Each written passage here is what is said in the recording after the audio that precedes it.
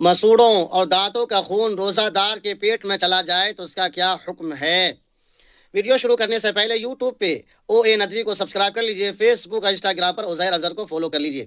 تو آج کا سوال ہے کہ دانت اور مسوڑوں سے خون نکلا اور روزہ دار نے اسے نگل لیا تو کیا اس سے روزہ ٹوٹے گا یا نہیں؟ یہ آپ کا سوال ہوا۔ جواب ہے کہ دانت یا مسوڑوں سے خون نکلا اور اگر وہ خون تھوک پر غالب آ گیا ہے تو اس سے روزہ ٹوٹ جائے گا۔ تھوک پہ غالب آنے کا مطلب یہ ہوا کہ تھوک کا رنگ بدل جائے، خون جیسا ہو جائے تو اس سے روزہ ٹوٹ جائے گا۔ اور اگر تھوک پر غالب نہیں آیا، تھوڑا سا نکلا اور تھوک اپنی رنگت پر برقرار ہے تو اس سے روزہ آپ کا نہیں ٹوٹے گا۔ تو ویڈیو کو دوستوں میں شیئر کر دیجیے گا، لائک اور کمنٹ کر دیجیے گا۔ مسوڑا کہتے ہیں گم کو، GUM، گم مس مسوڑا، جو دانت کی جڑوں کو مضبوط کرتا ہے، چاروں طرف سے گھیرے رکھا ہے، اسے مسوڑا کہا جاتا ہے۔